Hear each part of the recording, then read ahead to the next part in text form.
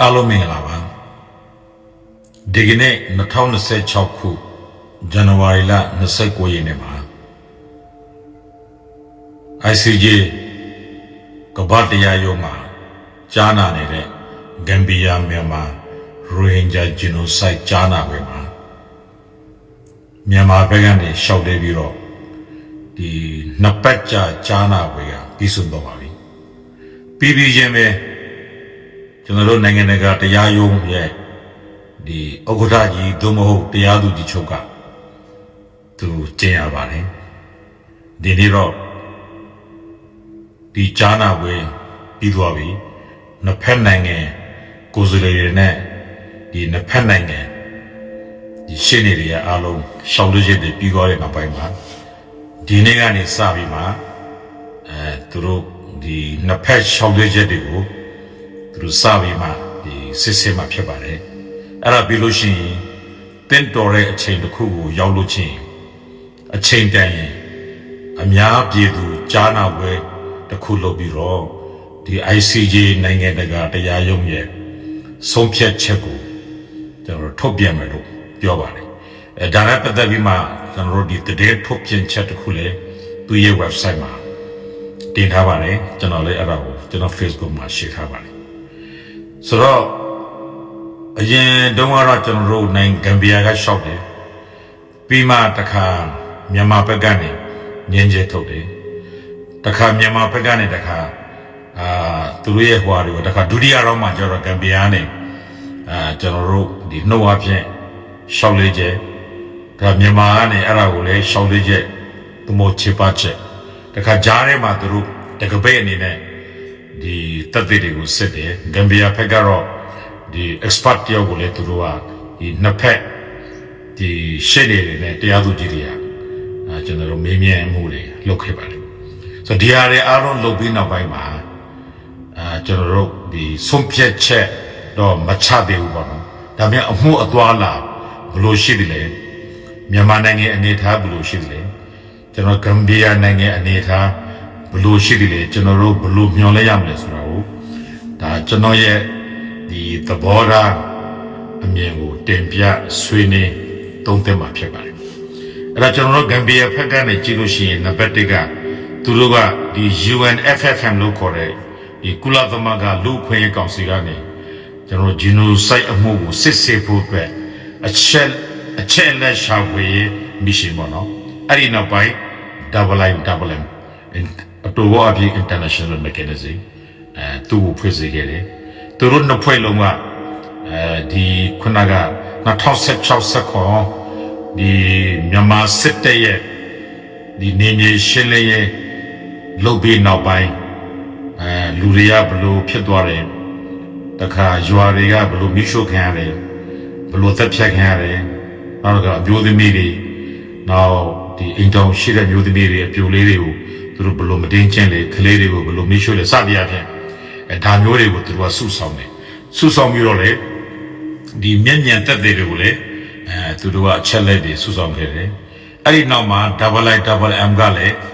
ဒီ IIMM ရဲ့ဒီခေါင်းဆောင်ကအလုပ်တဲ့အတိုင်းပဲသူကလည်းရှင်းနေပြောင်းဖြစ်တဲ့ပုံမှာ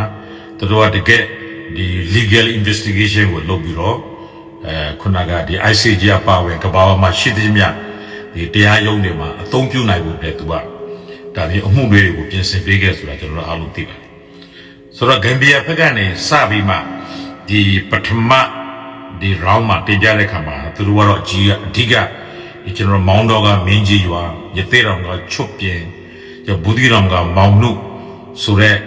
ကျေးရွာ၃ခုကိုစံနမူနာထားပြီးမှသူတို့ကကျွန်တော်တို့တင်ပြခဲ့တယ်အဲ့ဒီမှာသူတို့ဒီရွာ၃ရွာလုံးမှာမြို့နယ်၃မြို့နယ်ရွာ၃ရွာတခါတစ်ဖက်ကဒီဂျိုလူတဲ့ဂျိုလူကနေရရှိတဲ့ဟောပေါ့နော်ဒီပုံတွေအဲ့ဒါနဲ့နှိုင်းရှင်ပြီးတော့မှဒီ၃ရွာလုံးမှာဒီနေမြေရှင်းလင်းရေးလုပ်ခဲ့ပါတယ်ဆိုတဲ့စစ်တပ်ရဲ့ဒီဟောပေါ့နော်ကျွန်တော်တို့ဒီ pattern of conduct ပေါ့နော်သူတို့လုပ်ခဲ့တဲ့ပုံစံတွေကပုံစံတူတယ်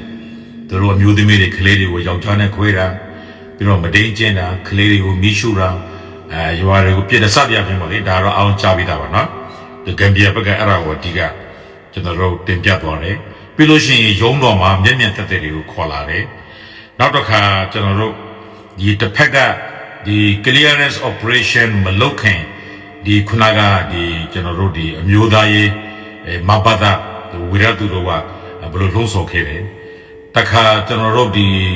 အဲ့ဒါကိုနေမြေရှင်းလင်းလှုပ်လာပြီးနောက်ပိုင်းလူတွေအများကြီးတေဝါတဲ့ပုံမှာဒီတီတကူဆရာတော်ကလည်းဘယ်လိုနှစ်သိမ့်ခဲ့လဲဆိုတော့ဒါတွေကလည်းသူတို့ရဲ့ကျူးလွန်မှုကိုဒါ highlight လုပ်တဲ့သဘောနဲ့တက်တက်ခံသွားတယ်သူဥဝိရသူကြတော့သူကိုယ်တိုင်လှုံ့ဆော်ခဲ့တယ်အဲ့ဒီမှာအဓိကတော့မြန်မာပြည်သူတွေထင်တယ်လို့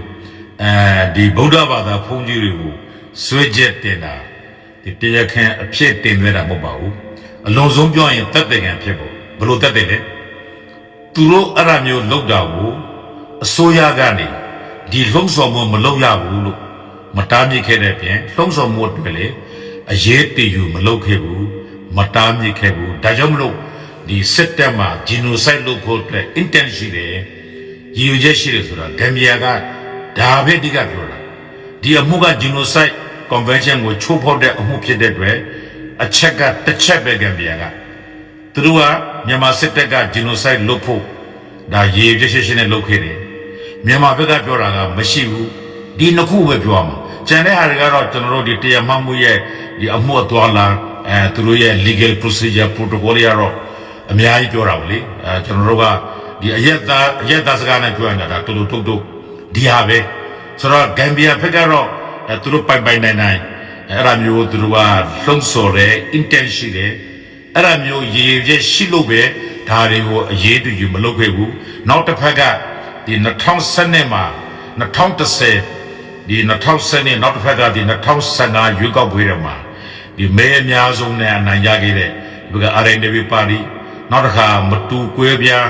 ပါတီတွေကလည်းဒါမျိုးလှုံ့ဆော်မှုတွေရှိခဲ့တယ်အဲ့ဒါတွေကိုလည်းဒီမြန်မာအစိုးရအနေနဲ့တားဆီးပိတ်ပင်တာပြစ်ဒဏ်ပေးတာတွေမလုပ်ခဲ့ဘူးဒါကြောင့်မလို့ဒါက genocide လုပ်ဖို့အတွက်ရည်ရွယ်ချက်ရှိတယ်ဆိုတာကိုဒါဂမ်ဘီယာဘက်ကနေဒါကြကြနာနာတို့ကတင်ပြတာဖြစ်ပါလေနောက်တစ်ခါဒီအင်းဒင်ကိစ္စမှာလည်းဒါ writer သတင်းဌာနကဖော်ထုတ်လိုက်တဲ့အပေါ်မှာဒါလူသိရှင်ကြဖြစ်သွားတော့ကျွန်တော်တို့ဒီစစ်ဟိုအရာရှိတွေကိုအရေးယူတာရှိတယ်ဒါမဲ့ပြစ်ဒဏ်ချသလောက်မကြပဲနဲ့ဒီလအနေငယ်ကြာတဲ့အခါကျတော့ပြန်လွတ်ပေးတယ်ဆိုလိုတာကဒါတာဝန်ယူမှုတာဝန်ခံမှုကိုအလေးနဲ့မထားတာကိုလည်းပြောပါတယ်အဲ့ဒီမှာပိုပြီးမှအရေးကြီးတာပါလဲဆိုတော့ဒီကျွန်တော်တို့ဒီတက်မတော်ခုနဒီဝါသူတက်မတော်စစ်စင်ရေးနော်စိတ်တဲ့စစ်စင်ရေးဌာနကနေဒီတောင်းနဲ့ချီတဲ့ Facebook account တွေကသူတို့ account ဖြစ်တာလေနောက်တစ်ခါဒီကျွန်တော်တို့ဒီ mail online ကိုယ်တိုင်ကလည်းဒါမပြီးဆုံးသေးသောလုပ်ငန်းဆိုတဲ့ဟာကိုလည်းသူကအဲ့ဒါမျိုးကိုပြောတဲ့အတွက်သူ့ account အပါဝင်ဒီ Facebook account တွေကတောင်းနဲ့ချီပြီးမှသူတို့ကဒီဖြတ်သိမ်းတယ်မီတာ Facebook ကနေဒါပေမဲ့ဖြတ်သိမ်းပြီးနောက်ပိုင်းလည်းပြန်လုပ်တယ်ဆိုတော့ဒီဟာတွေအားလုံးကဒီစစ်တပ်တနည်းအားဖြင့်အဲ့တုန်းကမြန်မာအစိုးရကျူးလွန်တာကတော့စစ်တပ်ပေါ့နော်ဒီမှာမြန်မာလို့ဒီ convention ရပြောတော်လည်းပဲအဓိကဒီစစ်တပ်ကပဲကျူးလွန်တာဟို2019ကနေယနေ့တည်းကဒီခုနကဒီဂမ်ဘီယာဒီနိုင်ငံရဲ့ဒီ target မှာဒီစစ်အုပ်စုပါပဲစဒါတွေကိုဟိုဖြစ်တယ်ပြီးလို့ရှိရင်သူတို့ကလူတွေရွာတွေမိရှို့တယ်တခါအဲ့ဒီမိရှို့တဲ့ဟာကိုလည်းဂျိုရုတဲ့ပုံတွေနဲ့အတီးပြရတယ်ကိုလည်းပြတယ်ဒါလည်းတက်တက်ခံချက်ပဲတခါလူတွေကဟိုပါပေါ့နော်တသန်းနေပါနော်ဟို9သိန်းပေါ်လဲအဲ့တော့မှသူကဒီတစ်ဖက်နိုင်ငံကိုထွက်ပြေးသွားရအောင်အထိလုပ်ခဲ့တယ်ဆိုရင်မှဒီလိုကျွန်တော်တို့ဆွေးချက်တွေကိုတင်းနေကျွန်တော်တို့ဒီ statement တွေကိုသူတို့ presentation နဲ့လုပ်တယ်ပြီးတော့နောက်ဆုံးတစ်ခုကဘာလုပ်လိုက်လဲဆိုတော့အဲ့ဒီမှာဒီမတူကွဲပြားပါတီရဲ့နာမည်ပါလာတာနဲ့တခါနေမျိုးတွေကဒီမနေ့တနေ့ရပဲဒီမပြီးဆုံးကဒီကြားနာပွဲအချိန်မှာပဲသူကရင်တော့ကလုတ်ခဲ့တဲ့ဟာတဲ့ပို့ပြီးမှပြင်းပြင်းထန်ထန်ပြောပြီးတော့ငါတို့စီမှာလာလို့ရှိရင်စီပင်တရားနေမျိုးကိုရောက်လိုက်ရင်တမျိုးပေါ့ဒါပေမဲ့ပင်လင်မှာမြင့်မှာရောက်လို့ရှိရင်တော့ငါတို့ပြစ်မှာပဲဆိုတော့အရင်တော့ကပြောတာကိုဂမ်ဘီယာကရဖာလုပ်တဲ့ဟာကိုမတူကွဲပြားပါတီကဥနေမျိုးတွေကသူကိုယ်တိုင် ပြန်ပြီးမှအတီးပြုတ်ပေးတယ်တထားပါတော့အရင်တော့ကမသိလို့ဒါပေမဲ့အခုချိန်မှာအဲ့လိုပြောတဲ့ဟာကိုလေဒီလက်ရှိအာဏာရှိနေတဲ့စီအုပ်စုကဘာမှအရေးယူတာမတွေ့ဘူးဆိုတော့နောက်ဆုံးရိုက်ချက်ပေါ့နော်ကျွန်တော်ဗမာလိုပြောရင်ဒါဂမ်ဘီယာရဲ့ဒီနောက်ဆုံးမိုက်တီရဲ့ရိုက်ချက်လို့ပြောပါပေါ့နော်ဒါရိုက်တာမိုက်တီရဲ့ရိုက်ချက်ဆိုတော့မြန်မာပြည်သူအားလုံးသိတယ်သူရိုက်ချက်ကောင်းပါတယ်အဲ့မှာဆိုတော့ဒီချိန်မှာစနေညလောက်ရမယ့်ဟာကိုမလုပ်ပေးနဲ့သူတို့ကဒေါင်းနဲ့မောနဲ့အဲ့ဒါမျိုးဗီဒီယိုစတိတ်မန့်တွေပါတယ်ဒီဗီဒီယိုတွေထွက်လာတဲ့အတွက်အဲ့ဒါပိုခိုင်မာတဲ့တက်တက်ဖြစ်သွားတယ်ဒါဆိုရင်ဒါဂမ်ဘီယာဘက်ကနေအကြံပြပေါ့နော်ကျန်တဲ့ဟာတွေကတော့သူတို့ရဲ့လုံထုံးလုံနေခုနပရိုတိုကောရဒါဆိုရင်မြန်မာဘက်ကနေဘာပဲပြောနေလဲဆိုတော့ဂမ်ဘီယာမှာပဲဂမ်ဘီယာကဆွဆွတဲ့တဲ့ burden of proof ဆိုတဲ့တရားမှတ်သဘောရသူတို့မှာပဲတာဝန်ရှိတယ်ဆိုတော့ကျွန်တော်နားထောင်တာဒီနှစ်ပတ်လုံးလုံးဒါပဲပြောနေတာကျွန်တော်တခုတွေးမိတာက burden of proof ကဂမ်ဘီယာပေါ်မှာရှိတယ်ဆိုတာကိုမြန်မာဘက်ကနေခဏခဏပြောစရာမလိုဘူးအဲ့ဒါဟိုးကျွန်တော်တို့ဒီ bench မှာထိုင်နေတဲ့ဂုံချက်တည်းရှိညံအမျော်မြင်ရှိတဲ့တရားသူကြီးမင်းတွေအကုန်သိတယ်ကြည့်နေတဲ့ပြိတ္တလည်းသိတယ်တကဘာလုံးကရှင်းနေတဲ့တရားသူကြီးတွေဒါကိုကြည့်နေရတယ်အကုန်သိတယ်အဲ့တော့သူတို့ကတော့တက်သိပြမှာပဲဒါဘယ်သူမှပြောစရာမလိုဘူးဒါပေမဲ့မြန်မာပြည်ကအလုတ်ကပါလဲဆိုတော့သူတို့တက်သိပြတာကမဟုတ်ဘူးဒါကျွန်တော်အမှုရပြောတာနော်မဟုတ်ဘူးလို့ပြောရမှာမဟုတ်ကြောင်းကိုလေသူကတက်သိပြလို့တော့ကောင်းရုပ်တည်ပေးလိုက်ရတော့ကောင်းအကျိုးကြောင်းနဲ့တော့ကောင်းပြမှာဒါပေမဲ့အဲ့လိုမပြဘဲနဲ့ဘာလဲနော် proof ကအဲ့ဒီမှာရှိတာရေနောက်တစ်ခုက UNFFM နဲ့ IIMM ရဲ့ report တွေကမီဒီယာကိုအခြေခံထားတယ် NGO ကိုအခြေခံထားတဲ့အတွက်ဒါကယုံကြည်ထိုက်တဲ့တက်တယ်မဟုတ်ဘူးလို့တခါပြောပြရောဆိုတော့ဒီနေရာမှာတစ်ခုမြန်မာဘက်ကနေဒါကျွန်တော်ကအမှုအနေနဲ့ပြောတာပေါ့နော်ဒီမှာရိုဟင်ဂျာဖြစ်တဲ့ဂမ်ဘီယာမြန်မာဘက်ကပါတာမဟုတ်ဘူးကျွန်တော်ကဒီတရားမှမှုအမှုတစ်ခုအနေနဲ့ပဲကျွန်တော်သုံးသပ်ပြတာဆိုတော့မြန်မာဘက်ကအစကတည်းက2019ကတည်းကတင်ကြရဒီ OIC ကကြောထောင်းနှံခံပြုတယ်တခါ FFM နဲ့ IIMM ဘက်ကနေဒါတင်တဲ့ report ဖြစ်တဲ့အတွက်မြန်မာဘက်ကလည်းပဲအစိုးရကန့်ကွက်ခဲ့တာပဲအဲ့ဒါကိုစိုးစိုးစီးစီးကပဲကျွန်တော်တို့ဒီဂမ်ဘီယာဒီမြန်မာအမှုမှာရှိခဲ့တဲ့တရားသူကြီးတွေကပေချပြီးမှဒီ provisional measure တွေထုတ်ပြီးတော့မှဒီအမှုကိုဆက်လက်ကြားနာဖို့ဒီအမိန့်ချခဲ့တယ်ဆိုတော့အဲ့ဒါကတရားသူကြီးတွေကအဲ့ဒါကိုအတိမယူဘူးဆိုတာကိုသဘောပေါက်ဖို့လိုတယ်ပြောစရာစကားမရှိလို့လားမသိဘူးအဲ့ဒါပဲထက်ခါပြောတယ်နောက်တစ်ခုဘာပြောလဲဆိုတော့ counter terrorism မြန်မာဘက်ကတော့စစ်တပ်ဘက်ကဒါကတော့ရိုဟင်ဂျာဒီအုပ်စုကိုဖျက်ဆီးတာမဟုတ်ဘူးဒါအကြမ်းဖက်ဒီကိုတံပြန်စစ်စင်ရေးလုပ်တာလို့ဒါဒီလိုသူတို့အကြောင်းပြတယ်တစ်ဖက်ကဂမ်ဘီယာကလည်းဒီမြန်မာနိုင်ငံရဲ့တပ်မတော်နဲ့နှိုင်းယှဉ်တာအဲ့လောက်အလျေမရှိဘူးသူတို့ကတင်းငယ်တဲ့အဖွဲ့ဖြစ်တယ်သူတို့အဲ့ဒါမျိုးအကြမ်းဖက်မှုကိုတံပြန်စစ်စင်ရေးနေမြေရှင်းလင်းရေးလုပ်ရင်လေတခါအဲ့ဒီမှာဒေသမှာအာဂနာမီရှိတယ်အခြားသော ERO တွေရှိတယ်သူတို့ကိုတံပြန်လုပ်ခဲ့တာနဲ့သူတို့ရဲ့နေမြေမှာရှိနေတဲ့လူတွေအထူးသဖြင့်ရခိုင်ပြည်မှာရှိနေတဲ့ရခိုင်အမျိုးသားတွေကိုရခိုင်ရွာတွေကို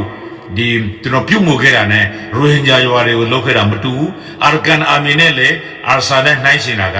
နှိုင်းရှင်လို့မရဘူးဘလို့မှအာဆာပြီးမြန်မာနိုင်ငံအတွက်ချင်းချောက်တဲ့အန်ဒီရဲ့မရှိဘူးဆိုပြီးမှသူတို့မှရှိတဲ့အထောက်အထားတက်တယ်နဲ့သူတို့ကပြောသွားတယ်ဆိုတော့နောက်တစ်ခါဒီမင်းကြီးချွတ်ပြန်တစ်ခါကျွန်တော်တို့ဒီမောင်နှွရွာတွေမှာဖြစ်ခဲ့တဲ့ဟာတွေကိုဂျုံတို့တက်ပုံနဲ့ပြတဲ့ဟာကိုလေအဲ့ဒီတက်ပုံကိုလည်းမငြင်းသွားဘူးတိချက်ဒါဂမ်ဘီယာဘက်ကပြန်ဆော့ကတက်တာပေါ့နော်မြန်မာဘက်ကနေအဲ့ဒါကိုမငြင်းဘူးမငြင်းဘဲနဲ့ဘာပဲပြောနေလဲဆိုတော့ burden of proof တက်ပြရင်သူတို့မှရှိတယ်သူတို့ကဒါမျိုးရိုဟင်ဂျာဆိုတာမရှိဘူးဘင်္ဂါလီပဲရှိတယ်အဲ့ဒီရိုဟင်ဂျာကိုရိုဟင်ဂျာမခေါ်ဘဲနဲ့ဘင်္ဂါလီလို့ပြောနေတာကလည်း genocide intent မှာပါနေတာ definition ရပါရပြီးသားဆိုတော့လောလောဆယ်ကကိုယ်နိုင်ငံမှာကိုကလက်ခံတာတစ်ပိုင်းပေါ့နော်ဒီအမှုမှာပြောတဲ့ခါမှာအဲ့ဒါကိုပြောတာဒီဒါဘယ်လိုပြောမလဲအမှုကိုနားမလည်လို့လားဒမိုပေတီပြီးတော့ပြောတာလားတော့မပြောတယ်ဘူးဆိုတော့အဲ့ဒါကလည်းအားနည်းချက်ဖြစ်သွားတယ်မြန်မာပြည်က နောက်တစ်ခါဘာပြောလဲဆိုတော့ခုနဒီတီလူဆရာတော်နဲ့ဥဝေရသူတို့ကပြောတာဒီသူတို့ကမဆိုင်ဘူးလို့ပြောတဲ့နိုင်ငံတော်နဲ့ဂမ်ဘီယာဘက်ကလည်းနိုင်ငံတော်နဲ့ဆိုင်တယ်လို့သူတို့မပြောပါဘူးဒါပေမဲ့စစ်တပ်ကနေအရေးမယူခဲ့တော့ပြောတာအရေးယူရမှာကစစ်တပ်စစ်အစိုးရရဲ့တာဝန်လေဒါတွေကိုလည်းသူတို့ကပြောသွားတယ်ဒီနောက်တစ်ခါဒီဦးနေမျိုးပဲမတူကပြပါတီကနောက်ဆုံးပြောလိုက်တဲ့ဗီဒီယိုနဲ့ပတ်သက်ပြီးမှလည်းမချေပသွားဘူးနောက်တစ်ခါသူတို့ကဒီ FFM တို့ IIM တို့ 45 right တို့ဒီ International Crisis Group တို့ပြောရဟာကိုဒီ NGO တွေပြောတာမီဒီယာဝက်ချခိုင်းတယ်အဲ့ဒီ FFM နဲ့ IIM ကလည်းမီဒီယာဝက်ချခိုင်းတဲ့အတွက်လုံးဝမယုံကြည်ထိုက်ဘူးပြောတယ်တစ်ဖက်ကလည်းမြန်မာဘက်ကလည်းသူတို့ ICJ ရဲ့ report 45 right ရဲ့ report FFM ရဲ့ report တွေကိုလည်းကိုးကားပြီးမှသူတို့ချေပတ်တာတွေ့ရတယ်ဒါကြောင့်မလို့ဟိုတရားသူကြီးကမျိုးဝန်ထုတ်တဲ့အခါမှာသူတို့ကိုပြန်မျိုးထုတ်တာပေါ့မြန်မာပေါ့ဒါဆိုရင်ခင်ဗျားတို့ကိုယ်တိုင်ကဒီ UNFFM နဲ့ IIM ကဒီကျွန်တော်တို့တက်တဲ့ရဲ့ဝိတ်မရှိဘူးပြောလို့ရှိရင်မြန်မာကရောဘာဖြစ်လို့သူတို့ကို refer လုပ်တယ်ဆိုတော့ဒါကဘာလဲဆိုတော့ကိုယ်ကွယ် sorry ကိုကိုတင်းလို့ဖြစ်သွားတယ်နော်ဒီကို for ဖြစ်သွားတာပေါ့နော်ဒါတစ်ချက်နောက်တစ်ချက်ကမြန်မာဘက်ကနေတက်တဲ့ကျွန်တော်ထင်တယ်နှစ်ဦးလားမသိဘူးဟိန္ဒူမျိုးသမီးတူရဲ့ဒီနောက်တစ်ယောက်ကလည်းသူတို့ကဒီအာစာဖွဲ့မယ်မို့သူတို့ဖန်ထားတဲ့လူလားအခြားလားကျွန်တော်သိမသိဘူးဒါပေမဲ့ဒီခုနကအဲ့ဒါကိုလည်းဂမ်ဘီယာတဲ့အာသာချက်ဖြစ်သွားတယ်အဲ့ဒါလည်းဥက္ကုကလန်တို့ဖွဲ့ရကိုကိုတင်းလို့ဖြစ်သွားတယ်သူတို့တင်ပြလိုက်တဲ့ဟာဒါက ICJ group တို့နောက်တစ်ခါအခြားသောအဖွဲ့တွေက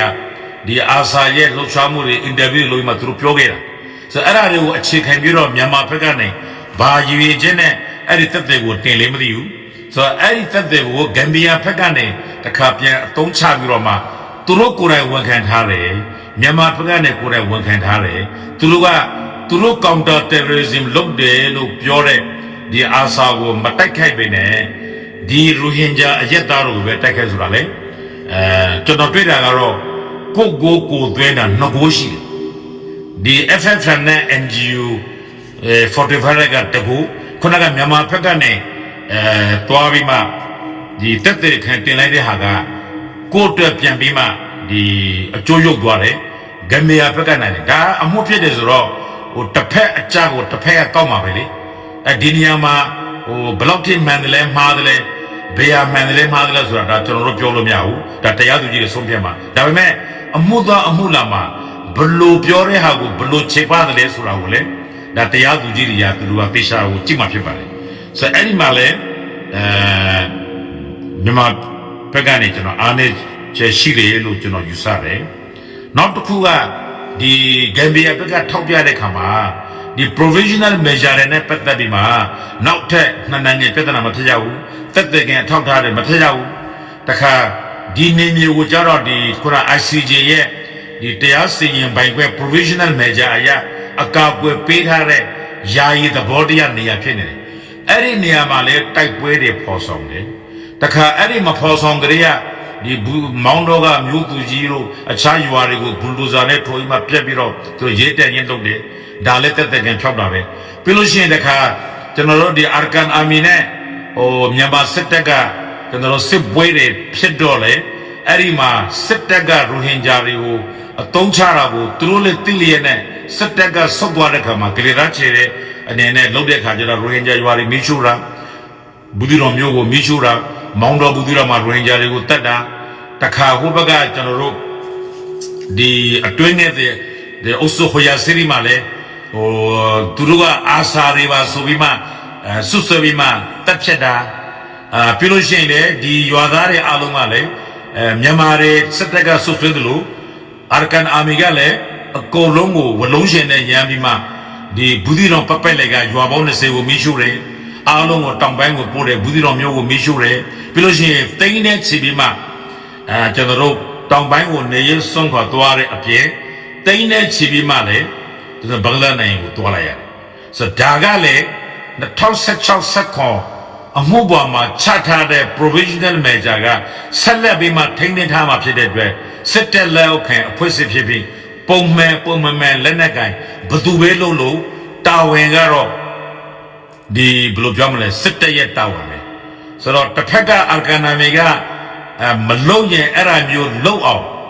နော်ဂလေသားမချင်ရင်ချစ်အောင်ပြဿနာမဖြစ်ရင်ဖြစ်အောင်ဟိုဒါမျိုးတမင်ဖန်တီးခဲ့တယ်လို့ဒါဂမ်ဘီယာကနေဆွဆွဲပြောတာပါနော်အဲ့ဒီဟာကိုလေဒီ second round မှာဂမ်ဘီယာဘက်ကပြောတဲ့ခါမှာမြန်မာဘက်ကတလုံးတစ်ပါးတော့မှချေပမသွားဘူးဒါဆိုရင်ကိုချေပမဲ့ဟာရရတယ်မချေပဘူးဘာပဲပြောနေလဲဆိုတော့မြန်မာက burden of proof ကဂမ်ဘီယာမှာရှိတယ် genocide အင်တယ်မမြောက်ဘူးဘယ်နိုင်ငံမဆိုချုပ်ချာနာဖြစ်တဲ့အတွက်ဒီကျွန်တော်တို့ဒီစစ်စင်ရေးလုပ်ရမယ် UNFFM IIM NGO တွေကယုံကြည်ထိုက်တဲ့တက်တဲ့မဟုတ်ဘူးယုံကြည်ထိုက်တဲ့တက်တဲ့မဟုတ်ရင်ယုံကြည်ထိုက်တဲ့တက်တဲ့တွေကဘာလဲဆိုတော့ပြမှာလေဆိုတော့မျိုးထိထိမိမိမပြနိုင်တာကိုတွေ့ရတယ်သို့တော်လည်းပဲဒါတေလိုတပြည့်ရဲ့သဘောတရားတော့ကိုဘက်ကတော့အနိုင်ရမယ်လို့ထင်တာပဲเนาะဒါသူတို့အပိုင်းဒါပေမဲ့ကျွန်တော်ခုနကတင်ပြချက်ပေါ်မှာဒါလူကြီးမင်းတွေကလည်းအားလုံးအရင်တုန်းကသတင်းမျိုးစုံကိုနားထောင်ပြီးပါပြီဆိုတော့ဒီအမှုလာမှာကျွန်တော်ကြည့်တာကတော့ကျွန်တော်မြင်တာကတော့ဒီဂမ်ဘီယာဘက်ကနေအာသာချေကများတယ်အားနေချက်ရှိရင်လည်းအမတန်နေတယ်မြန်မာဘက်ကတော့ခြေပတ်တဲ့နေရာမှာလည်းသူတို့ကဒီလိမ္မာပါနေတာကိုမတွေ့ရဘူးနောက်တစ်ခုကျွန်တော်သတိထားမိတာကမြန်မာဘက်ကရှင်းနေတယ်ကိုလည်းသူတို့ကသူတို့ရဲ့ရှင်းနေဒီပညာနဲ့မပြောခိုင်းမနဲ့မြန်မာကချပေးတဲ့ flow အတိုင်းပဲလို့ထင်တယ်ဘာဖြစ်လို့လဲဆိုတော့ဂမ်ဘီယာဘက်ကနေပြောတဲ့အခါမှာတော့ရှင်းနေတွေကသူတို့ကိုယ်တိုင် analyze လုပ်မှပြောတဲ့ပုံတယ်မြန်မာရှင်းနေတွေကခဏပြောတယ်ကျွန်တော်တို့ကိုမြန်မာအစိုးရကဒီလိုပြောခိုင်းလို့ပါဆိုတာခဏပြောတယ်ဆိုတော့ကျွမ်းကျင်တဲ့ပညာရှင်တွေကိုကိုကနေကိုလိုချင်တဲ့ပုံစံပြောင်း flow ချပြီးတော့ကိုကလည်းပတ်ဆက်ပေးမှငှားတာတော့သူတို့မှလည်းဒီခုနကကိုရဲ့ဒီဘယ်လိုပြောမလဲနော်ဒီ client ကိုရဲ့ client ကဘယ်လိုပြောတယ်အဲ့လိုပဲလုပ်ရမှာလေဒါကြောင့်မလို့အဲ့ဒီမှာအားနေကြတယ်အများကြီးဖြစ်သွားတယ်လို့ကျွန်တော်ကအဲ့လိုပဲသုံးသပ်တယ်ဒါကြောင့်မလို့အဖြစ်ဘယ်လိုထွက်မလဲကျွန်တော်သုံးသပ်ချက်ရတော့ကျွန်တော်ဂမ်ဘီယာပဲနိုင်မယ်လို့ကျွန်တော်ကယူဆတယ်မြန်မာရှုံးမယ်လို့ကျွန်တော်ကယူဆတယ်ဒါပေမဲ့နောက်ဆုံးအဖြစ်ကတော့ခုနကဒီနေ့ကျွန်တော်တို့ဒီ ICJ နိုင်ငံတကာတရားရုံးရဲ့ဥက္ကဋ္ဌကြီးဒီကျွန်တော်တို့ပြောသလိုတိတ်မကြာမီအချိန်မှာ public sitting တခုလုပ်ပြီးတော့ဒီဆုံးဖြတ်ချက်ကိုရုံးတော်ရဲ့ဆုံးဖြတ်ချက်ကိုထုတ်ပြန်မယ်လို့ပြောပါတယ်အဲ့လိုထုတ်ပြန်တဲ့အခါကျတော့လေကျွန်တော်တို့ကအဖြစ်မှန်သိရတာပေါ့နော်ဒါလောလောဆယ်ကျွန်တော်ရဲ့သုံးသက်တင်ပြချက်ကိုဒီမှာရမယ်နေကုန်ချုပ်ပါတယ်နားထောင်ပေးတဲ့မြန်မာပြည်သူပြည်သားများအားလုံးကိုကျေးဇူးတင်ပါကြောင်းပြောရနေကုန်